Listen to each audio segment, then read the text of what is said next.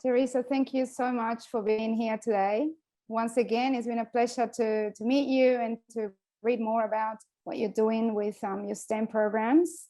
I know there's multiple, and I know that you've been doing it for a while, and that you are the work you do with the girls in high school, listening to them and getting them to believe in themselves, it's crucial. We just heard from Nikki that that encouragement and that feedback that you can give them at that right time in their journey, it's invaluable. So thank you on behalf of everybody for the work you do, and I wish you all the best in your plans and the plans that you have to take this global. So over to you, Teresa. And I really look forward to hearing about some of the tips so we can further use the tips that Nikki's given us, but also the tips that you're going to give us on how we can continue to follow your steps. Awesome, thank you. I'm super pumped actually to be sharing with you today. So I also want to do a welcome to country. We in Adelaide meet on the Kaurna Plains, so I'd like to acknowledge that we meet on the traditional lands of the Kaurna people, and that we respect their spiritual relationship with their country.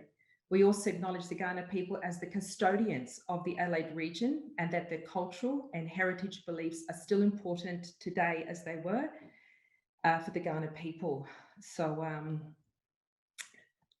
that. Three things as well, Nikki. A bit about me, because I want to actually link to why I do what I do, and a bit about the company that I'm running, because that's got direct linkages actually to your talk, Nikki, and then what you can do. So we will get into that. Okay, so I've got some pictures here. So me, lots of different things. So my family on the top left, I've got old kids, and from the very beginning, we had expectations that they would contribute to society. So I'll just hold that thought. Me in the middle, I actually fit into my national costume that I wore when I was 15, which is pretty awesome. And there's dumplings. I didn't make them, but I did make the Berliners, which are next to it. One of my passions is baking, cooking. I love cars. I'm fascinated how they work, why they work. My husband and I work on cars on weekends. I love troubleshooting and the thrill of the problem solving. I'm curious. I, for relaxing, love to buy flowers and make bouquets. I know it's a bit weird, but I just find it totally different to my work and the creation. But the interesting thing is it has a start and a finish, which I enjoy. And then I love giving the flowers away. Snow, I love the snow. So that's a photo I took 13 months ago. Now, there's two other key photos here that I want to share with you. I want to talk to you is the photo with the lady next to me. That's my mum. She's actually 90, would you believe it? And she always spoke about Marie Curie, which was actually Polish, and she married a French dude. So her name was Marie Skłodowska-Curie. And I grew up with very strong mantras and being told over and over key things that if you want to achieve it, it's up to you. And stories of women that were strong, or people that generally overcame barriers. And it really affected how I thought and what I ultimately chose to do. So yeah, and also just really having that gumption to really dig deep inside of you and ask the question, well, why not? Why can't I do it? And if you know you've got some barriers even in your head, just how can you overcome them? And just really being courageous. And this is something my mum has always said, and this is something that we have told our children, and this is something that is really the basis of the STEM fast track programs that we run. And you know, decide what you want to do. Now sometimes it is hard, and then go for it, but take the time to decide, and don't let anyone or anything stop you. And believe you me, I'm 53 this year, and I've worked in IT for a long time and loved it. But I can tell you, I've had some very interesting challenges and very interesting things said to me. And if I believed those people, then I surely wouldn't be where I am. And it's almost like the story of the donkey, you know, when the donkey fell in the well and the farmer said, oh, it's too hard to get the donkey out. So he called the neighbors and they were digging the dirt into the well and they were going to bury the donkey. Well, the donkey used the dirt to get out of the well. You know, the donkey stood up on the dirt and shook the dirt off and compounded it and then took another step. And that's what I did when I was told a whole bunch of stuff that I can't do it, I shouldn't do it. Why should I do it? Look at you. Like the way I look stops me from achieving stuff. Like that was really weird. And I just thought, no, I'll show you. I just had this innate feeling, I'll show you. And I wasn't really showing them, I was really showing me. Now that was pretty insightful, that I really wanted to show me that I can do it and then be the example for others. But this quite really helped me. This is a bit of a map of my career. And the reason I'm showing you this is each and every time that I got the new role, the little picture there with the bubbles and people is networking. So the very first one I applied through uni, and then I got the job at Telstra. It was actually telecom back then. Woo! And interesting, the ratios, Nikki, you'll enjoy this. Telstra House then had 5 male cubicles and 3 only for women. So it was actually designed for men, the building itself, which was really, I thought that was really staggering. But each of the other jobs I got, because of networking, I made sure that I had a network and I was invited for each individual role. The other interesting thing was I scared when I took on each role that was a step up? Absolutely. But you know, you guys may have seen that card you can buy of the little kid with the big floaties and they're walking towards the diving pool, and it said, you know, be really, really, really scared, but do it anyway. And that's how I feel sometimes, is I'm just going to be scared, but I'm going to do it. And I'll either succeed or I'll learn a lot.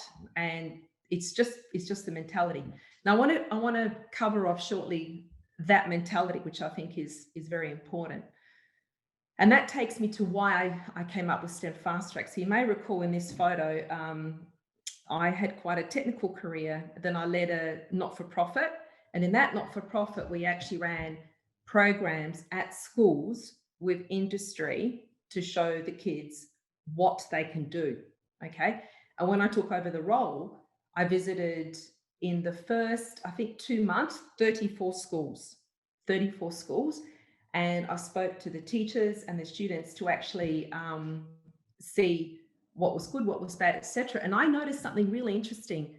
The guys were getting into the problem solving, but the girls were not allowed in around the table, quite literally, to problem solve with them. And I thought, well, if we taught the girls how to, and we taught the boys how to let them in, what if we would balance that out a bit? And that's how I invented or came up with STEM Sista. So the mission with our program is to have real life mentoring programs for high school students and now primary, to show them the possibilities of STEM careers so they can achieve them. And this is the basis for it. So what I realized is teachers go from high school, uni, high school, and they need to know what's actually happening beyond. And students, you can't be what you can't see. They actually need to see that example. Families, a lot of families are not aware of what's actually out there because they are busy earning a living, busy being mummies and daddies and carers. And also with industry, they want that connection with schools. However, they don't know how to have that relationship with schools.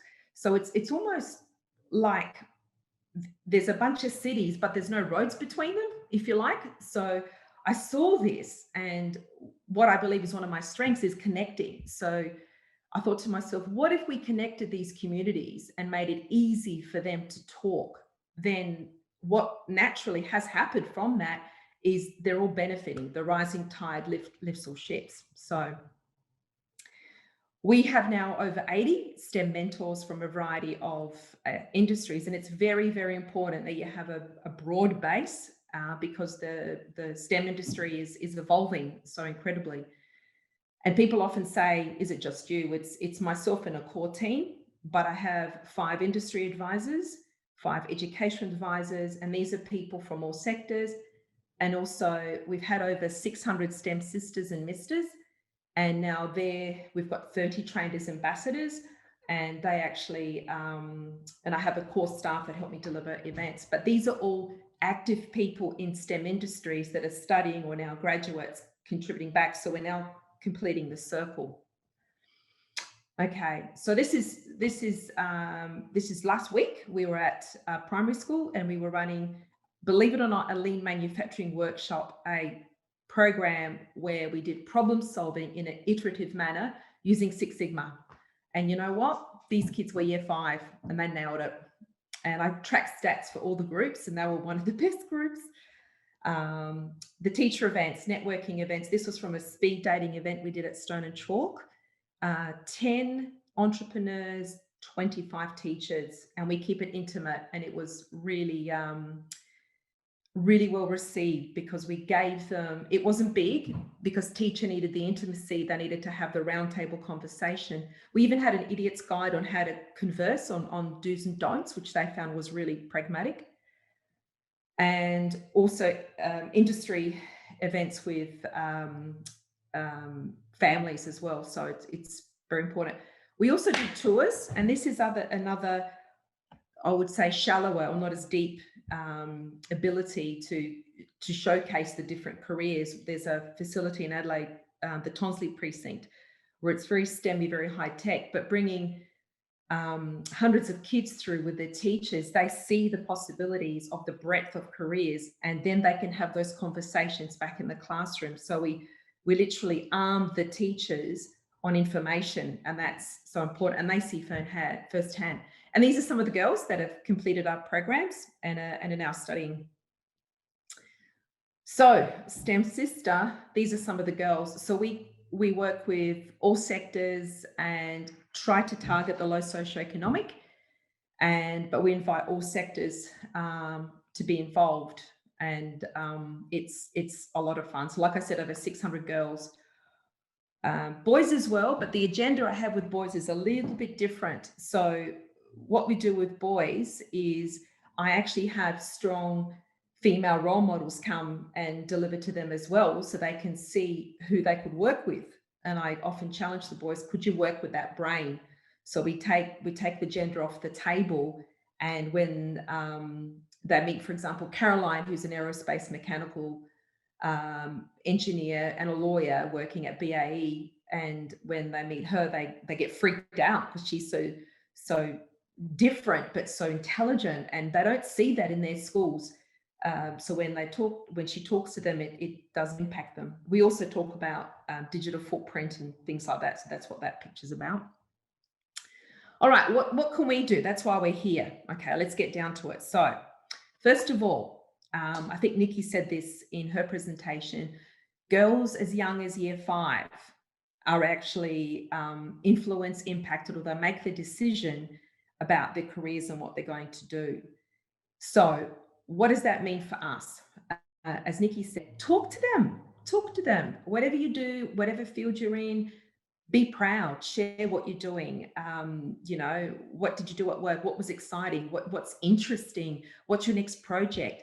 You don't know what eyes are watching you, what ears are listening, and you can impact that child. And believe me, you will. Believe me, you will. So I suggest you be positive and sharing about what you're doing and why you like it and why it feels good to be smart. You know, we don't often share that with smart, the tall poppy syndrome, but I like being smart. I'm smart at work, but I'm smart on weekends on the cars. I'm smart when I overcome a problem that I didn't know I could, and it's good. So, and little girls need to hear that. So be the example and talk, share. The other thing is this one I found staggering. It only takes four dinner table conversations to influence a child's career into a particular direction. So if the parents or the loved ones are exposed to a tour, a video or an experience or an event, or someone reads an article or something, and that conversation's had with everyone at the table. Now, the challenge is, I don't know about you guys, but we rarely have dinner together because we're so busy. But you need to create and hold that space and have that conversation. It just takes 4 conversations to actually impact that child. So that's another thing to do. Don't just talk to little kids, talk at home over dinner tables. Have your nieces, nephews over. Yeah, we actually have a monthly roundup of all the nieces and nephews, and I encourage them and I tell them, I text them, I want you to brag. I want you to share what you're doing. I want you to tell me what you're doing. It's you know, they often call us, for the other kids that we mentor, STEM parents. You know, you've got to, today I got this text about, I'm going to St. John, I got the part-time job, because sometimes they don't get that praise, and we celebrate that. So be that person. So when a young person comes to you, or anyone to celebrate, you know, be there. Teachers in the classroom, like I said before, they need exposure. So another way to help is with your work. Go and talk to schools. They've got STEM weeks coming up, the week beginning the 13th of August. That's the Friday. There's events at schools. We spoke at a primary school at Book Week. I brought a bunch of software engineers with me. And teachers are very, very open to visits. So now I know a lot of the states are opening up to incursions. That's when you visit a school. Excursions, it takes 1 to 2 months to organise, but that's how it is. But they're really open to be invited to see what you're doing. This one is very close to my heart, community. It is so incredibly important that you know, when you build that pipeline, girls have a community. So STEM clubs, I know there's a school, they have STEMlings, like ducklings, they have STEMlings, where they encourage little girls to be part of the STEMling club. If they feel good being part of that group and being smart, chances are they'll stay in that group longer. I'll give you examples of communities you can join, but we used to run the state's first Lego League tournament for 5 years, and the strongest communities, teams, were the ones that they had not just a mentor and a coach, but they gathered, they spoke, they problem solved, troubleshooted. It's the community is very, very important, whether it's virtual or real. And it doesn't have to be celebrating wins. Like if you are stuck in a phase of iterative problem solving and you can't bust through it, just share with someone else who's doing it and go, yeah, I know it sucks, right? But you know what, at the end of it, there's a light at the end of the tunnel, and it's not a train. It's not a train. So this community is so important. So I challenge you, can you set that up in your own groups? The groups that you're in at the moment, can you invite others to join? How can you enrich that group? How can you contribute further? How can you problem solve? How can you meet their needs? So don't just have the group, solve problems, yeah? Okay, so here's a bit of a summary of what I just covered. I've got part 2. And Eric, if you like, I can certainly put my synopsis in a PDF and provide it to share to the attendees. So yeah. Very, very valuable. Yep. Great. I'll PDF it. So how are we going for time? Good. A bit more. So now, other thing is, oh, great. Thank you. Is own it. Own it. So whatever you're doing, own it. Be proud. Be the best.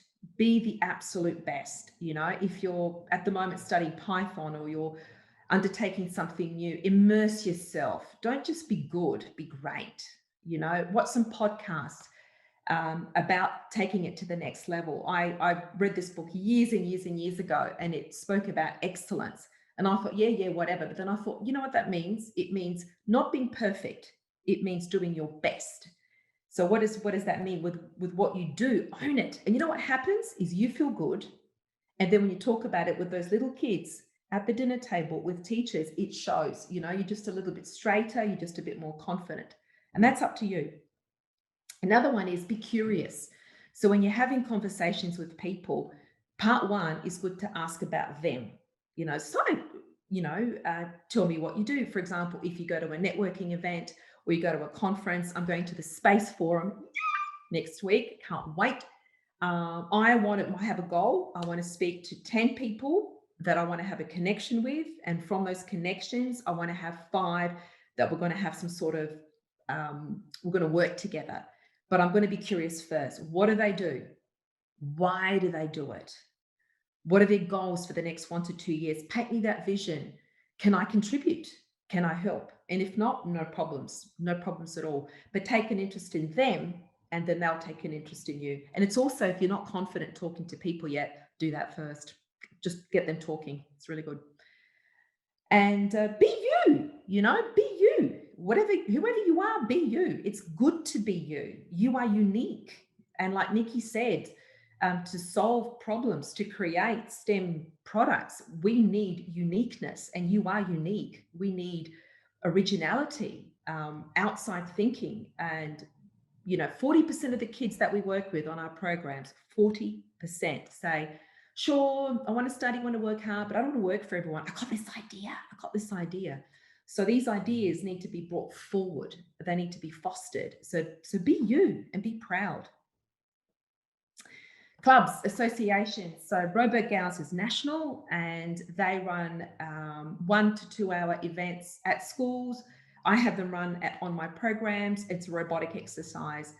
Grok Academy by Nikki is amazing. They do so many outreach programs. There's also academies you can attend, and it's linked to the curriculum. Brilliant stuff. Code Like a Girl. You can be a speaker. You can host. Tech Girls are superheroes. They've also got a foundation. There's so many things. You could speak for us on STEM Sista or Mr, but there's many ways you can do it, really, like a little bit or a bigger bit. So these are some of the images. So the top 2 images, the left-hand side is the First Robotics. That's FTC, First Robotics, big robots, exciting stuff. First Lego League, that's what we used to run, and you could be a mentor, you could be a coach. Bottom left, Wikipedia-thon. This is something I was involved in for incredible women in South Australia. We actually gathered in a room at Microsoft, and Office for Women did this, and for 4 hours we just populated wikis for famous Australian women, which is great. So you could have a Wikipedia edit-a-thon and create web pages and let the women here have their voice. So past or present, perhaps it'll be you one day. And the bottom photos of girls, this is one of the STEM visits we did at a school. So cute. I'm telling you, these kids are so smart, so smart. And they had book week. And so that's one of the graduates. She's a cloud engineer. Next one. Okay, so how about we start small? Do a presentation at work, okay? Do a presentation to your group. So perhaps one of the Google developer groups, just practice in your own group. It can be really short, okay? Other one is do it to a broader group of audience, or even over lunch or coffee. Share. And with that, you'll find as you do it, you get a bit, more comfortable about it, and you enjoy it, and own it. Own it. You are good. You are great, and what you do is amazing, and share it. So there's a summary. Is again, be the example, be interesting by being interested, know your stuff and own it, and join in, volunteer. There's so many things you can do, so many things. And then share your knowledge. And again, Erica, I'll put this in a PDF. You could be involved with us. Something we're doing later on this year is we're doing 50 influential videos. I've got about, I think, 11 so far. The CEO of BA Systems, Gabby, Flavia from Fleet Space, and others. And yeah, they're just 10-minute videos, but you can, and that's on Zoom, so it's not in front of people. But there's so many things. So that's it. So I hope that was useful. I certainly enjoyed it, and thank you.